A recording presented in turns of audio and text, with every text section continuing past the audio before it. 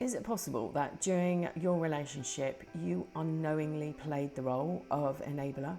I help a lot of people in pain where they're watching either the new supply step into the role or a smear campaign is being rolled out, causing confusion. The flying monkeys are surrounding the abuser. They themselves are completely unaware of the role that they are playing because their bonding and their lack of knowledge about emotional abuse. So in this video, I'd like to address the role of the flying monkey, also known as the enabler, and look at how you can make sure you never take on that role again. Welcome to the Divorce Sanctuary. I'm Elizabeth, author of Finding Lily and the A to Z of Emotional Abuse. On this channel, I talk about healing from emotional abuse and divorcing emotionally from the abuser. And I want to remind you that divorcing emotionally and healing the original wound is life-changing. I want to help you understand and process what's happening inside you and help you discover the best tools to heal on a deeper level, becoming the best version of yourself. If you're new to the channel, please don't forget to like and subscribe. And if you're returning, welcome back and thank you. It can be extremely painful to be discarded by an emotional abuser. And as you're trying to make sense of what's happened and how you've gone from being the only person that ever understood them, you're also possibly dealing with and watching a replacement step into your shoes, and you find the abuser is the one being supported, cementing in place the words that have been drip-fed over weeks, months and years. A circle of protection is suddenly surrounding the abuser as they replay the events leading up to them leaving, how intolerable their life was and how apparently wicked you were. This story was very probably created as a highly sophisticated web of lies to hide their behaviour, because should the real story emerge about their behaviour, the cruelness and the infidelities, they will be dropped by a few. Not all, as some are playing the role of enabler because they are bonded in a similar way that you were. During the course of this video, I will look at real stories. I will be changing the names and a few details to protect the people involved, but I'll discuss ways of avoiding the role of enabler in the future. And if you have any tips that you think would be helpful, please add them in the comments box below. And I want to remind you, this isn't a diagnostic tool. I'm not going to say that this video is for entertainment purposes only, because nothing about this behavior is entertaining. If you believe that you're being manipulated, please reach out to a professional who can help you break away from the toxic relationship and help you set and keep some really strong boundaries. It's very possible that during the relationship you unknowingly played the role of enabler yourself. Perhaps you heard their victim stories and you massaged their ego. You may have found out during your relationship that they were actually married or in a relationship with someone else, and you listened to how unhappy they were, and you continued to listen to them as they maneuvered their way out. You may have waited on the sideline and agreed that the relationship they were in wasn't healthy, listening to their stories about their crazy ex, who very possibly doesn't seem crazy to you now. The enabler has a lack of knowledge about the abuse that is happening, and it isn't uncommon to come out of this type of relationship and discover that you very possibly could get a degree in psychology with the amount of information that you've learned on this type of behaviour. But need for this knowledge was driven from your pain. For most enablers, they haven't experienced the same amount of pain as you have, and possibly they won't. They played a different role, or they play a different role, placed on the outside of the abuser's inner circle. The abuser, like a child, is constantly seeking their validation, possibly having their ego massaged by the enabler. They stay silent. They might have seen the abuse or the quirky behaviour, but this silence is a green light to the abuser. It validates them to continue. And during the relationship, you might have experienced fear-based enabling, when you're afraid of the consequences if you were to say something, and the same happens to the entourage, as I call them, their outer circle. Some will be in the same position as you, scared that if they were to highlight some of the behaviour, they will lose their position. It might be that they would lose their job. The abuser manipulates everybody in their life. And if people don't respond in the way that is expected, they'll be discarded. So let me give you an example. So Jake had been working for his director, Rachel, for several years.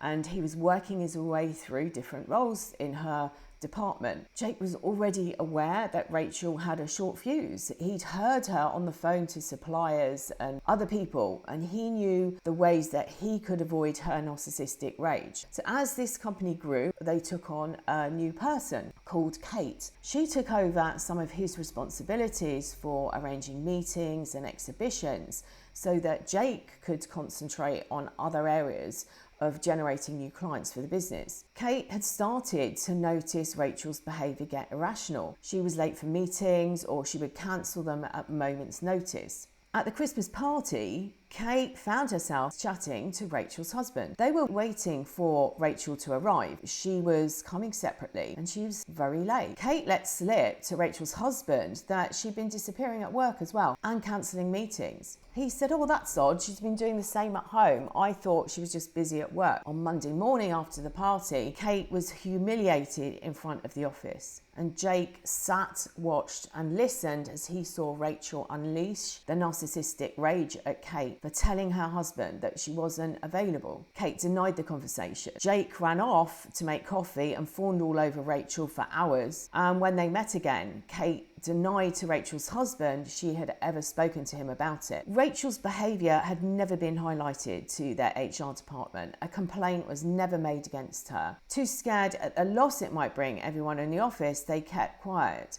until one day a senior or a more senior director overheard her. It took a few years, but eventually she left that position and the company.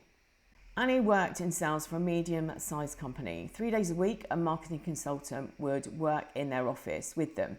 And because of the crossover, they found that themselves working together a lot. As part of the marketing, the consultant was arranging one day for headshots to be taken. Annie, wanting to look her best, asked if hers could be done the next time the consultant was in so that she could put on a nice top and wear some makeup. A few hours later, Annie received an email and it stated that she could have her photograph taken in the week, which would give her enough time to go and get a bikini wax. Shocked, Annie spoke to one of the secretaries and then to HR and asked for the email to be filed but no action to be taken. And she would look at setting the boundaries herself with the male consultant. Later that day, she was asked to go and speak to her director, who said that he's spoken to this consultant and the matter had been dealt with. Annie found her role within the team changed. She was removed from all the involvement within the marketing and it was given to somebody else. Annie knew that if she had not said a word, she would still be involved in her role and she wouldn't have experienced this. You may recognise yourself being in a position of Jake, not speaking up and then witnessing the abuse to another person. Or you may have been in Kate's or Annie's position of speaking out and being punished. Perhaps you have been in a position of Rachel's husband. As it turned out, Rachel was actually having an affair and this was the reason for her behaviour. Children are sponges. And what they see, feel, hear, they take on as the truth. A child who's lived in an abusive household can confuse abuse for love. If they're told by a parent that the other parent doesn't mean it, they're experiencing unintentional gaslighting. And this parent is an enabler and their words and actions become very dangerous to the child's emotional well-being. You yourself might have heard, "Why did you stay so long?" And the simple reason is, if you experience any form of abuse in your childhood, you don't see it as abuse. It's familiar to you. Children learn to pick up a change in the atmosphere or the tone in a parent's voice or the words that they're using. And they might be able to protect their siblings, or they learn to fawn and calm down the parent. This learnt behaviour is carried into their relationships. Jane and Dave were together for 6 years and they have 3 daughters. Their relationship moved very quickly and Jane found that she was pregnant. Initially, Dave was very attentive, taking her to new places, and she was experiencing new things. Dave had other children that he rarely saw, but Jane knew knew he would be different this time. He had been young, he felt trapped by his partner. Jane started to notice the put downs, but she wrote them off, putting it down to the chaotic childhood he had in his home with alcoholic parents. After their third daughter was born, she found him distant and constantly out with his friends drinking. If she confronted him, he made her feel guilty for wanting to take time out to unwind with his friend. Jane realised that she'd experienced the same chaos in her upbringing, and she became the enabler to her partner's abuse, until she decided one day that she didn't want her children growing up in an environment similar to her own. I talk about enablers in my book, The A to Z of Emotional Abuse. The enabler supports the emotional abuser or the toxic person, defending them. They're also known as flying monkeys. There are enablers who might not agree with the emotional abuser or what they do, but they put up with their behaviour. They follow them around, clearing up the mess the abuser causes. They believe that they're helping, but their actions are actually telling the abuser what they've done is okay. It's likely that you have unknowingly played the role of an enabler at some point. Trapped by the abuser, you'll do anything to protect the relationship. Perhaps you listened to their victim stories. It was never their fault, was it? I remember pointing out behaviour, but over time I became worn down by the games. There was nothing left. And like Kate and Jake, I kept quiet about the behaviour. The manipulative tactics of the abuser are designed to drag their victims back into the relationship, believing that they will change this time and all they have to do is not upset them or point out their bad behaviour. Janie was dating Mark for about 6 months when she realised something wasn't feeling quite right. It had started off very intense. He had offered her work in his company. She introduced him to her children after about 4 months to help make life easier. Janie felt the relationship shift after a long weekend away, but she held on a little bit longer to see if things changed. She had a feeling she might not be the only love interest and did a little digging. She found receipts that would indicate that she was right. She started to plan her exit route. She was enmeshed in Mark's life. She was trying to remove herself from his payroll as well. When she was ready to end the relationship, Janie was met with remorse for Mark's behaviour. He had an addiction and he asked Janie to help him, claiming she was the only one that had ever understood him. Janie decided she would help Mark, but she decided she needed to protect herself financially. 3 months later, there was another woman in his life. He wrote this off, saying that he'd been dating her before he'd even met Janie. And he just couldn't find a way of ending it until now, but it was definitely over. He cried again, asking her to help him and booking them a trip away to plan their future together. Janie never made it out of that relationship. She got hooked back in with the empty promises of changed behaviour and Mark's grandiose claims of how he changed for Janie to all her friends. She was eventually discarded after hanging on for years, listening to the broken promises, lies, and finding out about more infidelities. And this is hopium. It's a powerful bond in these relationships. But being aware of the narcissistic traits will help you listen to your inner guidings if it's telling you to run away. It will also help you recognise when your boundaries are being crushed.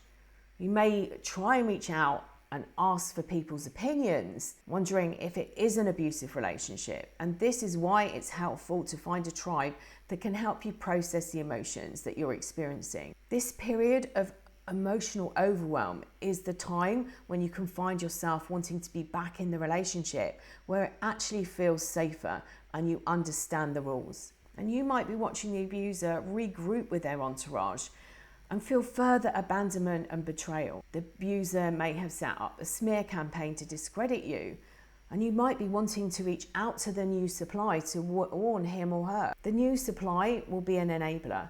They will not be able to hear you in the same way that if their ex had reached out to you, you would not have heard them. It's like playing a vinyl record at the wrong speed. They can make out the sound but not the words, and they will be protecting the abuser. Writing your story out can be really helpful in seeing the patterns, and it helps you process. If you're not ready to delete your friends who are actually protecting the abuser, you can step away. And if you're on social media, create maybe a group that you don't share your information with. Learn about abuse. Remember, you're only responsible for your own healing and wounds. If the abuser asks for help, point out where they can go, point them in the right direction, but do not get hoovered back in with the promises. Perhaps suggest they come back when they've worked on themselves and they can actually prove that to you. When you're ready and this finally is it, find a tribe who know how to support you through this. Set boundaries, make sure you stick to them. It does get easier, I promise. Find some grounding exercises and breathing exercises and have honest conversations with yourself, and you will get through this. It's like an addiction. I hope you found this video helpful. Please like, share and consider subscribing to the channel. I'll link my course, It Stops Here, It Stops Now, in the description box below. I help you with so many tools to aid your healing. I'm sending you loads and loads of love.